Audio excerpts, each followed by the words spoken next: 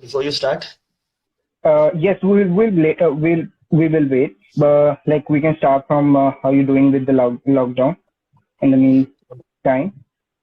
Okay. Yeah, Yeah. so far so boring. That's what I probably say because Okay. you're used to being in a certain schedule, and that schedule consists of being on the ground most of the time, waking up onto the field, then in the evening again onto the field, sometimes even in the afternoon onto the field. But the best approach is maybe glass half full. So this entire time has given me the chance to improve my knowledge in the game by either reading more books, by going through paid subscriptions on the internet, YouTube, interacting with many players and coaches from around. So that's what I'm doing. And just for fun, I do stuff like Instagram Live, things I've never done ever before. No, actually, I will tell you that even that are really informative. You talk about things which are uh, really knowledgeable to all the players or the coaches out there. So that's good. You should keep doing that more frequently. I would suggest Thank you. Thank you so much. It's just like I mean, one would probably just, sit with colleagues and talk, but then that option isn't there. So that's why I'm just settling it through all these different kind of means. Okay. All right. All right. Yeah. So should we start? Right. Why not? Why not? Anytime. Okay. So my first question to you is, what according to you is the most important factor in improving or developing a player? So now that's actually quite a broad question because there are different positions. Different positions require different positions have different requirements. But all I can say is that every position has five different pillars that they can be judged on: technical, tactical, physical, psychological, and social. So unless you give me a position, it's hard to just say what anyone requires in particular. However, one prerequisite for any footballer is to work to their 100% ability and capacity. Okay. I would like to add up on this, Ryan, that I totally agree on whatever you're saying. But for me, I think that match timing is somewhere the most important thing for a player. Would you So, agree? Yeah. so it is, but then that's not in the hands of the player all the time, is it? It's the coach who decides. So that is not something the player has control over at all. The player has control over their own performance, and if the decision maker likes it, then the player plays. So that's why I didn't mention that actually. Okay. Okay. For example, like Jayesh Rane, if you see in the beginning of ISL, when ISL 1 or 2 in season 1 or 2, he was in the main team. He was like doing not so well, but he was in the team, and now he's like on the top of his form. We see him. I think that is somewhere because the coach believed that he should get more match time, he should get more experience. So, So yeah, the coach believed, you see. So that's not really in the player's hands. The coach believed. So if we go to a player, like your question was that, how can a player improve or something along those lines. So one can't really go to a player and say that you need to get game time. The player will ask, how do we get game time? So that question goes into a reverse kind of sequence. all So right. I number one is working hard. After that, it depends on the position the player plays in. Oh, all right. All right. So the next question is, what can be done to provide more match timing to a player? Again, this is a bit relevant to the first Yeah. question. So Yeah. is this question I'm presuming is for a coach, right? Yeah. Yeah. Yeah. So if it's at youth level, if you're running a youth team, any team under 18 and below, it's important to try and get in a bit of rotation. So it's not really necessary to always play your strongest lineup, your strongest 11 or your strongest 7, 6, 5, whatever format one is playing in, because equal opportunities are important. So while the strongest of players play maybe 60% of the game or something like that, that's just for like a reward system that the other players should try and get there. It's also important to given a match experience to everyone else in the team because academy football is mainly for learning. It's like a it's like a school. So you're going for classes in the form of training sessions, and you're giving an exam in the form of matches.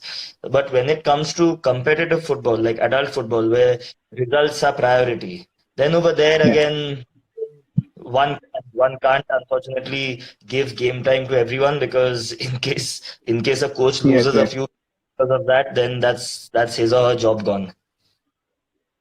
Oh yes, absolutely. I totally agree with you. Yeah. Ryan, do you know about the PFL? If you Uh, remember, Palava Football League. Palava Football League, yeah, it was at the outskirts of Mumbai, right? Yeah, The yeah, 11 yeah. aside tournament with Yeah, a lot of 11 aside ISL tournament. players coming. It was Yes, seven, yes, is it? yes. I remember there were a lot of ISL players, retired ISL players. players coming in, yeah. Yeah. So, what do you think about such tournaments? Because such tournaments help you in provide in give you more match timing to the players who do not get it. Maybe in the MDFA league, the who are on the bench, but they can display themselves over there.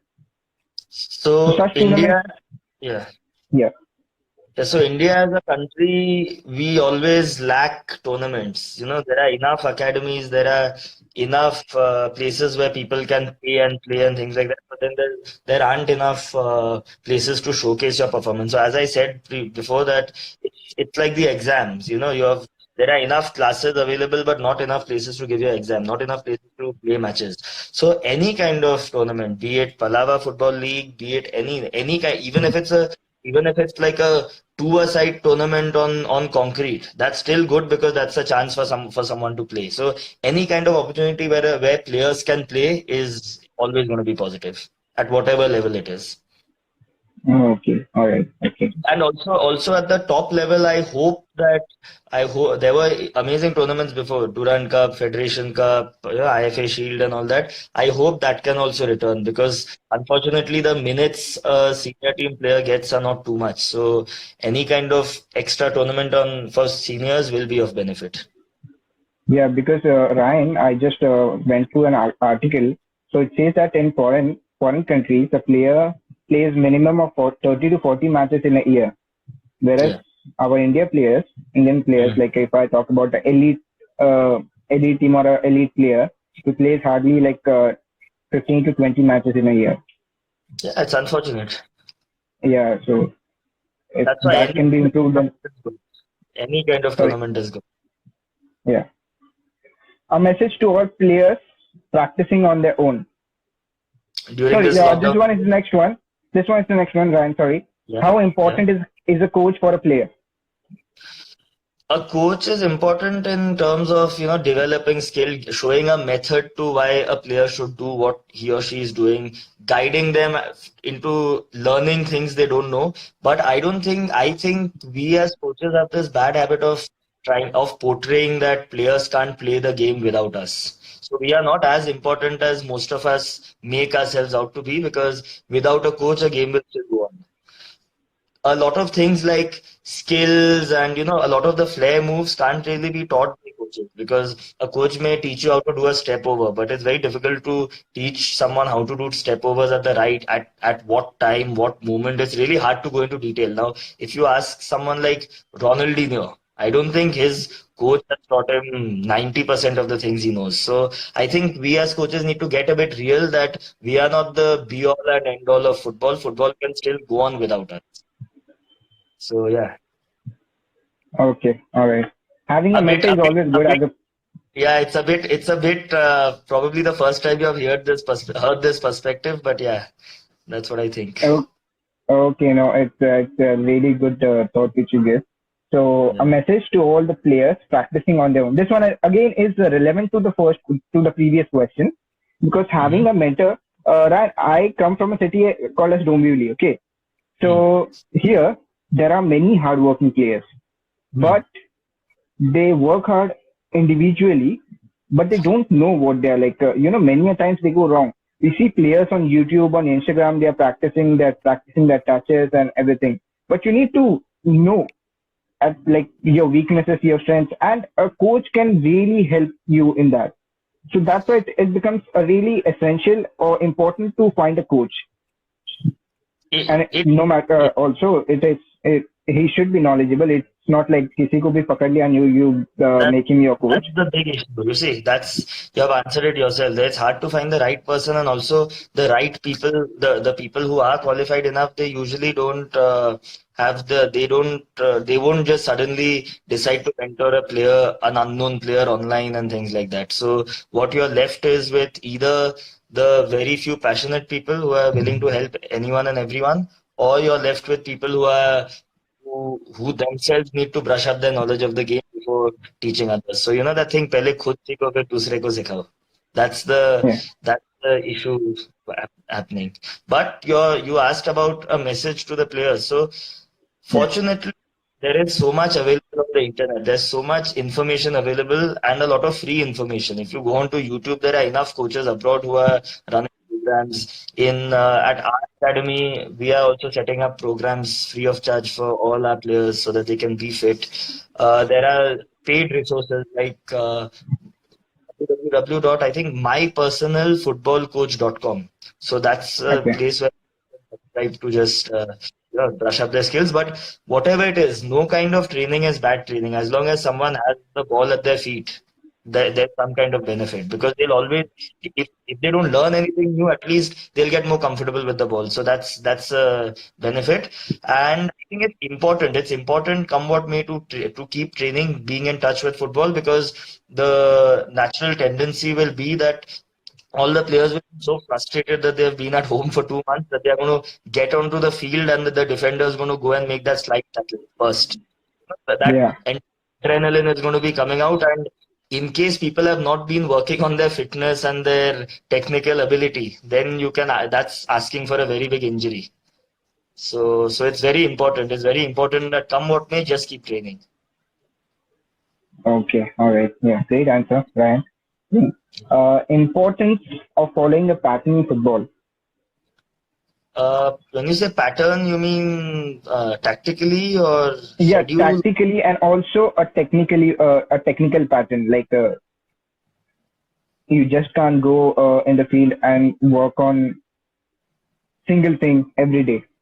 So So slowly but steadily. yeah, so technically, if you're talking about technical skills, usually technique is trained at junior level, at youth level usually. Unfortunately, in India, you have ISL players who can't trap a ball. That's unfortunate, but usually, if you look at the worldwide perspective, it's the responsibility of the coach. So obviously, you wouldn't get into the field and start shooting and things like that. And the usual pattern is at least the FA, English FA say that it should be a warm up, then a technical drill, then a tactical activity, and then a small-sided game or a whatever, whatever they want to play at the end. Different coaches have different ways of doing it, but yeah, as long as there's some kind of thought behind what they are doing, I think that's good enough. So the problem with a lot of previous generation was that you get in, run so many rounds like horses and all that, and then you just go and play a game and that's it, and then you get injured, too much lactic acid in your body. So at least now there's some kind of pattern, and the credit to that for that should actually be going to the coaching coaches because they teach everyone about how they should plan a training session. So this is again Yeah, the responsibility of the coaches, and that's why it's important that coaches get educated because if they don't, then it's the risk on the players and their futures. yeah, exactly, Ryan. I totally agree on that. So the next one is in the current situation of football system, how will you convince a parent to let his child go pro if one child is really good at football and he's at a eligible age? How will you convince his parents? Because So now, even in ISL, Ryan, I would like to draw your attention that I will start from right from the third division. Okay, in the third division, I would like to point out some things that we a team, an individual team, pays some 15,000 rupees for the whole league. Okay, you mean then third division PFA? yeah, third division team. So, but they do not get a proper changing room. Even the washrooms are not so good. And then the quality of the ground. The quality of the ground is okay. I won't say much about it, but Parade, you mean St. yeah, Xavier's? Yeah. Yeah, these are the things I would like to draw your attention on. And by looking at these things, okay, even if I take my team to the third division match and even the parents are coming, how will I convince them? So, firstly, let's just see what the infrastructure is like at Parel. If you compare it to, let's say, when did I first play at Parel? Probably 2010. If you're Okay. comparing it to that time, at least right now you've got toilets. You've got a changing room available upon request. Earlier everyone was at the stands doing whatever they had to. There weren't proper like referees available at every match. Of course, right now there are instances where referees aren't available, but earlier it was at a much more happening at a regular occurrence. And now the MDFA are trying to put in some professionalism by saying that you must have your kids. They have an ambulance place. Yeah. So I think instead of focusing on what's not there, it's better to probably focus on what is there, because cribbing is not going to really help anyone, because I mean it's yeah, everyone. There are so many things I feel associations aren't doing well, but how about thinking about what they are doing well and then maybe trying to help them in giving them ideas on how to change it? There will always be people who are not willing to take the advice, but there will be a certain few who will be able to take the advice. So, and the second thing is that we shouldn't forget that football is not golf. Football. We can't forget how it started. Football is a poor man's sport. We can't Yeah. suddenly Yeah. believe because just because in Europe there are top class facilities, in India there should be top class facilities. There definitely should. You can see that in the ISL, but it will take time before that happens in the in the local league. So you've taken MDFA third division as an example. If you look at the lower divisions, even if you look at like the below the conference or the Sunday leagues in England, those the pub leagues and all that, you will find dog shit on the ground. Just go clear the dog shit and play. I mean, we really need to find a way to just hustle, and that's why it's a hard sport. Now, when it comes to getting players to enjoy that, IM Vijayan did not have any facilities. That didn't stop him from becoming the best striker in India.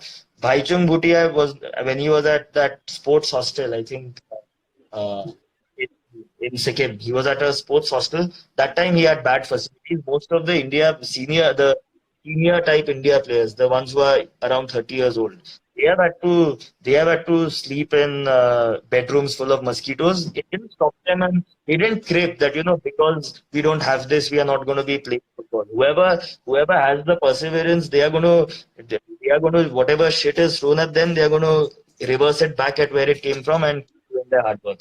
Now, again, it is.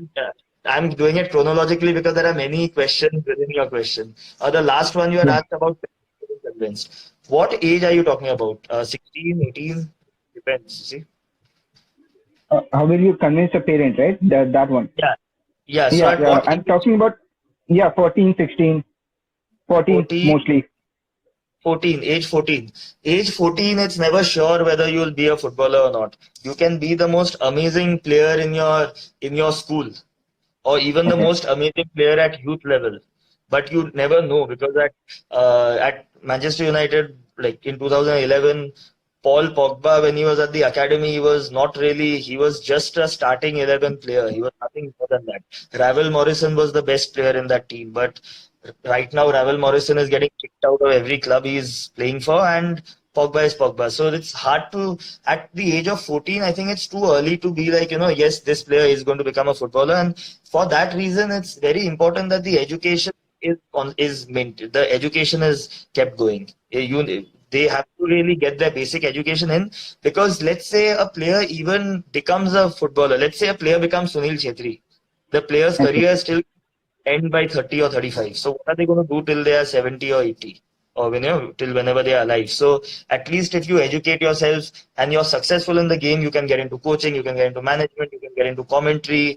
There are a million things one can do. But if you're not educated, then I won't take names because it's negative. There are enough India players who are today working. There is one who's working as a security guard. It's really sad, but that's because of lack of education.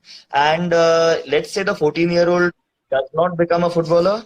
then he or she still has a backup option which can be done, which can be followed and pursued at any time. And also we can't forget that however good someone is, one bad tackle and a broken leg means your career is over. Then what do you do? So it's whether a player shows that is the best 14-year-old in the world or not. He or she still needs to show that. And when it comes to convincing the parents, it's the constant communication is key. Now, a lot of coaches make the mistake that they'll keep the parents away, and then suddenly when they see some kind of talent, they'll immediately go and try and speak talk the parents, saying send him here, send him there. That constant communication is key. Even if you have the best player and the worst player, they are still human beings at your club or academy. Just keep treating them the same way, because you don't know who is a late developer. You don't know who has external factors that's affecting their game. Treat everyone equally. That way, they feel respected. Their parents feel respected. And when by the time they are 16, then you know where you will get a better idea where they are, what kind of chance they have. If they have a very good chance, if they have played for their district team, their state team, a junior I League team, then a bit more focus can be put into football. But still, they, even if they are, let's say, the age of getting graduation done, they should still do it online. It's not that it's football or nothing. Play football, but get a distance, that correspondence graduation done. Any kind of education has to continue. Okay, all right. Yeah, that was quite an explanation. Yeah. So, yeah. Then the next one goes as when your team is playing a match, the junior Mhm. team, okay, which the age groups, small age groups, which are 12, 14, would be good. Yeah. So when you're 12 or 14 are playing a match, what is your mindset? What do you want them to do? So when it is under, again, it's different. Every age group, 12 and 14, again, have massive differences. Okay. So if it's under 12, you just have to ensure, at least that's my way of doing it. Many people believe that an under 12 should play like Barcelona. I believe that's bollocks, because if a player is just going to get the pass, shit himself, and play the ball to the teammate before they even know what has to be done, then that means they have zero confidence. So in my way of doing it is be selfish, dribble with the ball, take risk, lose the ball, mess up, no problem at under 12 level. That's the only way they're going to start taking risks in the future. So as long as their basic technique is being practiced, and in those basic technique, their ball control is good and their dribbling is good. So when they dribble, they take their soft touches, that's good enough. Once they are in under 14 level, then we look at a bit of how they're short. They're dribbling and running with the ball, and control needs to be perfect, obviously. Otherwise, they're not good enough for under 14. Once they are good with these three parameters, these three attributes, then we look at whether they can do their short passing and things like that. And my way of doing it is we don't really pay too much attention to shooting, because it's otherwise what happens is you pay attention to shooting, you will win matches for sure, because there's always one short keeper who can't catch a ball. So you just have to make Hmm. these guys take good 20 or 30 shots a day, and that's your job done, because at youth level, most of them are small-sided games. So it's easy to just put your guys behind, tell them just keep whacking the ball and you'll win 10-0. But then what about Ryan, when they, really sorry to interrupt. Really sorry to yeah, interrupt. There are many coaches who do that. I mean, yeah, yeah, they make I know, they make the best player of their team hit the shots yeah, every day and simple.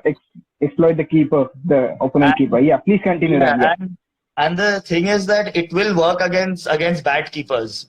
But what about when you're playing against someone equal? So at junior at the level that people implement these kind of tactics, there's a long shot and people, coaches like absolute idiots start clapping that, wow, what a goal, what a long ranger, without actually seeing whether the keeper who they are scoring against is actually a keeper in the first place. Because many teams put their worst keeper who's a bit oversized, they put them in goal. Then when they play against other opponents who know how to control long range shots, they are, or in fact, forget control long range shots. They have a decent keeper. That decent keeper has to do is parry it away and again do the same thing. If not, if they are even better than that, they'll just grip it and start a counter attack. What do you do yeah. then?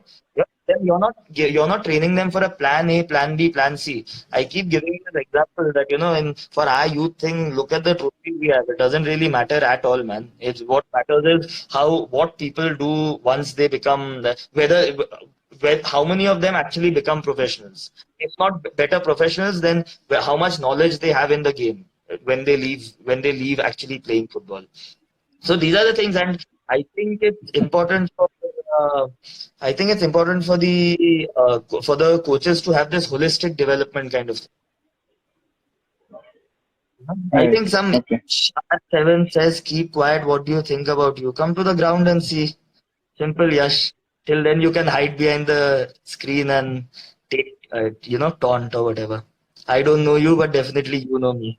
So yeah, that's how it works. Yeah. Yeah. Then Okay. All right. So this one, I'm sure you're gonna love this one. sure, There sure. are coaches who use this language. मेरा player है, मैंने बनाया उसको. Worst thing ever. So But yeah, what is your take on this? And yeah, what is your take on this, Brian? so again, these are actually, firstly, I want to applaud you because this is probably one of the most interesting interviews because these are actual questions. These are real quality questions. These are questions your questions that are faced by many coaches. Many coaches are guilty of, many coaches have problems of. So firstly, brilliant questions. Now with this kind of statement that Thank you. people do Thank that you, man.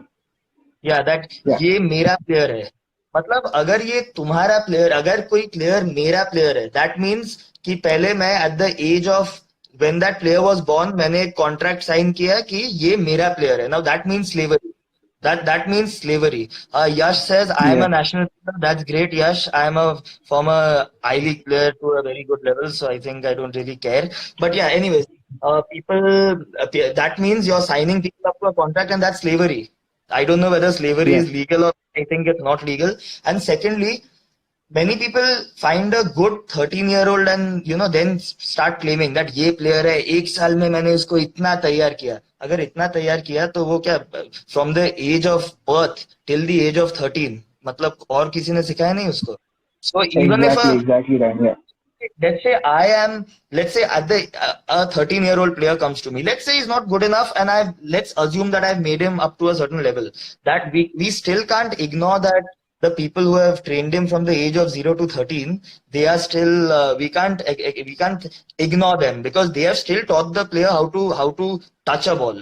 So without them teaching the player how to touch a ball, I don't think we can just make them we can train them to be more noticeable attributes that actually make people think. So yes, some coaches may have a bigger uh, contribution to a player, but I don't believe that it's only one person who trains a player, trains or ये मेरा player है, मैंने बनाया and all these shit statements. That's another thing, and we can't also forget that a player when they started football, they started playing with their friends in school or in their society. So that is still part of the learning process. Yeah. Exactly. Right. Actually, as a coach, we just give them instructions. Just that Yeah.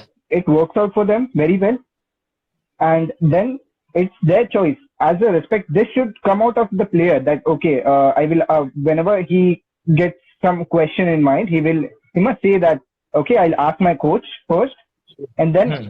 I will deal with it. So that is the respect you have to earn as a coach. But there are Yes. some coaches who do it very forcefully by giving them instructions and telling them नहीं अब तो मैं सिखा रहा तेरे को तो और किधर कैसे जा सकता है मैं जहाँ बोलेगा तू वहीं खेलेगा.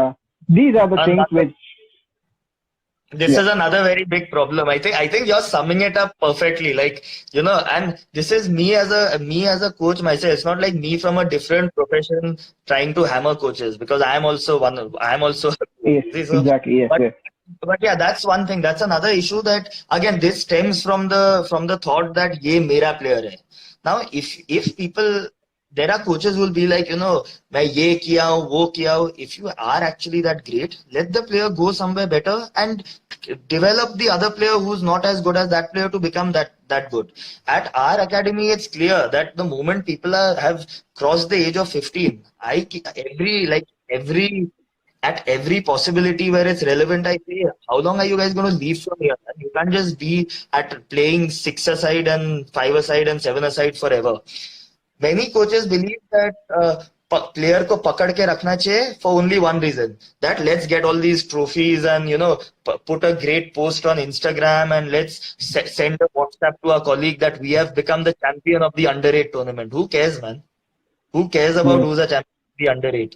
So I think coaches need to get a bit less selfish. They need to become selfless and think about the player. Everything should be player centric. It shouldn't be coach centric. Gone are those days where it was, the coach taking credit and this and that. It should be more like the player has been given to me for to be trained by, and my job needs to be to try and improve that player to the best of their ability so that they go at a higher level than what we are at.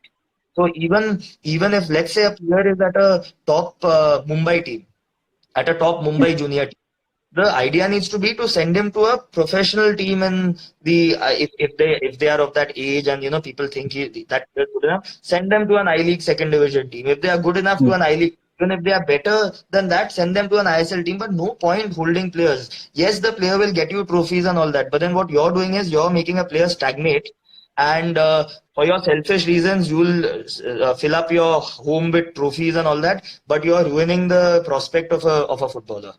See, so Yeah. that's the issue. Okay. All right. That was really well explained by Ryan. So the next one is like importance of sports science and diet. Okay, these are the things Ryan, I would like to tell you that as a player, as a player, we really work out a lot on our workouts. Okay, the off the Right. field thing, which are the most important. Once I got into a conversation with a bodybuilder, okay, who's a professional one, he told me that body gym में कम मैं kitchen में ज़्यादा बनाता हूँ. Yeah. So that's important. I realized the importance of diet where like it's So totally off the field. सिर्फ 2 घंटे के workout से you cannot justify yourself कि अरे मैं मेहनत कर रहा हूँ, everything I'm doing, but still the results are not coming. yeah, it's absolutely. Actually, I'm qualifying to be a personal trainer as well from K11. That's a very big fact that everyone says. 2 hours of workout doesn't really make you won't actually get you the results. It's your body builds in the kitchen, doesn't it? That's a Yeah, famous saying. But again, if you keep it football specific, then sports science has got three important pillars. The first one is strength and conditioning. The yeah, second one is psychology, and the third one is analysis. Now analysis and the psychology part can be dealt with by the staff. Within strength and conditioning, you get nutrition. So nutrition is, now if you have a body and you're training that body, it's like you have a car, you're making the car drive through the best of highways in the country or abroad and things like that. Unless you pay attention to the fuel and the maintenance of that car, the car is going to break down in no time. So it's exactly the same with football. Everyone needs to ensure that their carbs are coming in, their fats are coming in. Many people ignore fats. Everyone is into making those abs and keeping their protein, and then they don't, that protein and those carbs finish off, and then you're left with nothing. So that's why people go into a downfall. But I you're right. Many of the players neglect their diet, and that causes injuries. That in fact causes fatigue and things like that, which then re- in a long term it reduces the motivation for a player, because a player will think that वापस we have to go at 3 p.m. to play on a sunny day at St. Xavier's ground Parel. It's only a 50-minute match, but 15 minutes में अपना petrol खत्म होता है, and then we start quitting. But they don't realize that it's their job to take care of that. Once you're at a professional club, then they look after your diet, but till then it's important. Now, the body is made up of 70 to 80% of fluids. I wouldn't say that it's either 70 or 80, depending from person to person. So one has to keep getting their water flowing. The food needs to be, in my view, it should be 60% carbs, 25% fats, and 15% protein, because the carbs give you the energy. The protein helps in your hypertrophy, helps in you building up your muscle. But football, because it's an endurance sport, over long periods of time, over you're running around abroad, at least people run 13 kilometers a match. So finishing, constantly playing for 13 kilometers or 90 minutes or whatever you do, the carbs and the proteins finish quick. So then you're left with fats, which are your backup. So your carbs give you the energy, the protein builds your muscles, but when those two finish, then you require reserves, and fats give you those reserves. It's just that it shouldn't become only fat, or like it shouldn't become 60% fat, and I think people are safe then. That's my view. Other people will have different ways of doing it, but I just believe. Okay, to all the players, I would like to pass on that the if you want to go professional, these you have to take steps. In the beginning, you have to take care of yourself professionally, and then the clubs will take care of you. But till you reach there, you have to take care of yourself on a very good level. Yeah. Absolutely Now, right. yeah, Ryan, the next one is like slowly but steadily, coaches' education have improved in the main period of time. Okay, I also won't deny the fact that even NDFA has improved by smaller margins every year, but the referees are somewhere on a constant and neglected way of accepting improvisation.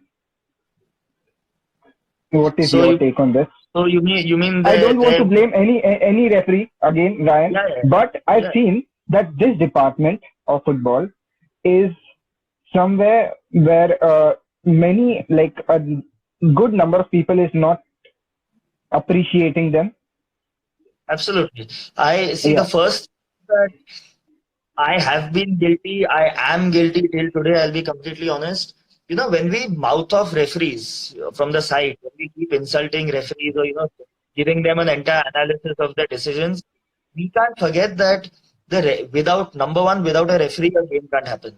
It can't yeah, happen. It's not possible. You need someone to take the decisions. Secondly, the referee needs to take a decision in that split second through one view of what has happened right there without the benefits of replays and also with the pressure that everyone is watching the referee. If there's one kind of, let's say, a controversial or rather questionable tackle, people are not going to look at that tackle or the player. They immediately look at the referee. That's what look at the happens. referee. Yeah, So, with that pressure, we must understand that they are human beings. They will make mistakes. Absolutely, I'm saying it clearly that referees will mess up during the game, but don't players mess up? Don't coaches mess up? So yeah. if we can accept players and coaches messing up, why can't we accept referees messing up? I was told in one of the one of the courses, one of the webinars that um, the ISL owners were really cheesed off with the standard of refereeing and all that. So what someone made them do was sit in an AC room in front of a screen without the commentary, and basically it was like a recording. It wasn't a stop, replay, this and that. It was a recording of a match, and they were given a pen and paper and said, "Can you please spot the mistakes?" People made amazing number of mistakes in analyzing that. And then the person who actually conducted this said that now imagine a referee running for 90 minutes of the match with the pressure of only one view and then having to make a decision. So we forget these aspects. Now, since referee is a human being, I mean, if I was a human being and all, and I would have to go to a match being prepared that I'm going to get insulted, how long would I want to do it for? Yeah, I mean, everyone has emotions, don't they? That is why there's a huge dropout in referees. Why do you think the MDFA struggle in organizing referees? Not because they are at fault, it's because referees don't want to get insulted for 50 minutes Okay, of an. Now, what we and can do to change? Yeah, also Ryan, this safety is also at stake. The yeah, the coaches absolutely. are There have really been yeah, No, we are talking about coaches mouthing them off. There have been incidents where they've got physically assaulted and all. It's yes, shameful. exactly, yeah, They've had stones thrown at them. That's no way of, football is a rough sport. I said that it's a rough sport, but we are not from the jungle at the end of the day. You see, so there needs to yes, be some kind of decorum maintained, even if it's less, some kind of decorum maintained. Step number one is more referees to get into the game and actually enjoy what they are doing. We as coaches, players, and all that, we need to start respecting them a bit more. I agree there are going to be a few referees who are going to be a bit, trying to find ways, taking sides, being biased. But then even players and coaches do that. Yes, I mean match fixing and things like that. Coaches and players are guilty most of the time. So you will have bad apples, but we can't allow one or two bad apples to determine how we need to behave with every other referee. So we need to show them some respect. We need to elevate them. The associations should start paying them better because without them being there, a league can't run. The referees, the assistant referees, now they are called assistant referees, the linesmen. So we need to, it's just about respect. Yeah, they are human beings. Let's give them respect. Without them, we can't play the game. yeah. Okay, all right, really very true. So The talk can go on longer, Ryan. The way Yeah, you yeah, talk yeah. is mesmerizing. Trust me, I can hear you Uh, for all day long. But I would just move on to the last question, but not the least, is that Sure. how good or bad are private tournaments, seven-a-side, five-a-side, to all the age groups? If you can please elaborate. And Right. yeah, please. So when it comes to the 11 aside for youth players, we are only talking about Yeah, youth players right now. yeah, Yeah, in Bombay, I think most of your audience will be Bombay. So I'll give the Bombay example. You have MSSC, you have DSO, you have this and that. Whichever is a league, wherever you have leagues in 11 aside, that's good. Knockouts again, one match gone and that's it's done there. Next playing is through your academy or your club. They are going to play in the junior I league or they're going to play in the Yuva league or different kind of things. At that age, unfortunately, many coaches again feel their strongest team that we need to become the under 13 I League champion and feel like we have won 13 titles like Alex Ferguson. So that's why most of the strongest players play and then everyone else gets neglected. So with private tournaments, as I mentioned at the start, and no tournament is a bad tournament. Any kind of tournament is good. Like you had mentioned about the which one? The outskirts one. yeah, the Palau Football The, League, PSL. yeah. Whichever Palava or any kind of league. Yes, Private tournament is giving someone a chance to play. yeah, Any kid would love to wake up on a Sunday and go to play a match. Definitely. How much is someone going to train? In America, most of the clubs and academies follow a ratio of 3:1. So you train 3 days a week. On the weekend, you play one game. With these private tournaments, at least there's a chance. I know that most of them are organized really bad. They'll yeah. have some couples who has never refereed before. Will have intruders saying that abhi booking khatam ho gaya, this and that. But at least there's some kind of benefit. At least the players can play one game. Yeah. The beautiful part is that many academies put a team A, team B, team C. Brilliant. More players are getting to play. That's wonderful. So I would say the more tournaments, the better. However bad they are, at least they are a platform for two teams with young players to get together and play a game. Best thing ever in youth football. And yeah, Okay. and I think you were inquisitive about knowing the advantage or disadvantage of SSG's Yeah. small-sided games compared to 11 Yeah. aside. Small-sided games have their benefits, they have their advantages. A lot of even in the junior most 11 aside games, you'll find the best player dictating everything and you'll find the right back just standing in one place. So the touches on the ball are much less. So the Yeah. benefit here is that in a small area where the five players or six players or seven players, whatever the format is, they have to be constantly involved. The goalkeeper is going to definitely get shots. The defenders will definitely get the chance to have to tackle. It's not Exactly. like they Yeah. can the right back can't be like, okay, my right center back or my right winger is going to come and save me. It's that defender who has to do the job. Otherwise, the opponent is going to be 1v1 versus the keeper. The midfielders are constantly going to get the ball and their transition is going to be tested.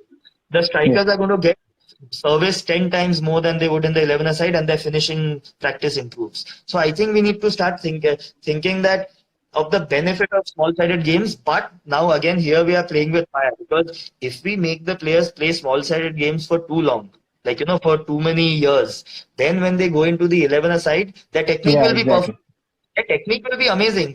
They'll dribble, they'll pass, they'll shoot amazingly well, but the tactics gets comes in when it's 11 aside. So if we are going The to keep up, the yeah, the yeah, dimensions of the game changes drastically, completely and which changes. yeah, So like these small-sided games are a feeder to playing larger games. It's like small-sided games are to practice your prerequisites of a 11-a-side game, but 11-a-side games require tactical knowledge, tactical prowess. That can happen by playing 11-a-side games. So at least at the academy that I am running, we don't have an 11 aside team. Simple as that. We do not have an 11 aside team. What our aim is that our role is to improve people's technical ability. And once they do that, or while they do that, it's like an open invitation to every 11 aside team around in our city that please come take our players. Even if they are playing 7 games a year in 11 aside, please take them away. What they do is again, there are different problems of not them not training regularly. But what a lot of our players do is they train with us in a small-sided game, but at the same time we try our best to also make them play officially for a 11-a-side club. So that they get that balance of the best of technique from our place and also the opportunity to play 11-a-side somewhere else. So I think that's how it should be in most places. Yeah, exactly. Even But I then with my team. Yeah. the problem again here is कि ये मेरा player है मैं इसको छोड़ कहीं और नहीं डाल सकता हूँ. So then you Yes. see that's where the problem arises, doesn't it? Yes, yes, exactly. So that's why what I do with my team is once or twice the small-sided games in a small turf is good, but not more than that. Otherwise, we train on a bigger ground so that the Yeah, dimensions. I always remind them that see your ball is not reaching from point A to point B. That means you lack power somewhere, and you need to right, work on your technique continuously. right, Otherwise, at the same time, when you go at a SSG in a small-sided game, you yeah, feel like you have really much of power in your legs and you're shooting the right, ball really well, you're scoring goals. So that yeah, somewhere brings a big difference. So it should be definitely. maintained like yeah. So 11 side is very important. 11 side is it that is the real football. So it is important. Yeah. After the technique is perfect, definitely 11 side is required, no doubt about that. Okay, okay. All right. So Ryan, I've took really enough time of yours. Thank you so No much for problem. giving your Talking time. about football is never too long. There's no too Yeah, long yeah, in yeah. football. I really make sure this is the first one, but this is surely the not the last. Yeah, I'll try anytime. to bring in more questions. So Wonderful thank you questions so much. from you, Gautam. Really good questions. Each and every question actually was each and every question was realistic. Putting it that way, everything was Yeah, related to what I. So that was yes, perfect, man. exactly. Really enjoyed. Thank you. Thank you so much. Thank you so much, Thank Ryan. you so much, Gautam. Actually, Thanks a lot. yeah. Thanks a Okay. lot. All right. Yeah. Thank Cheers. you. Bye. Yeah. Bye. Take care. Take care. Yeah, take care. So, guys, that was Ryan, Coach Ryan. Thank you so much for joining in. We'll again catch up later. Thank you so much for your time. Yeah, bye.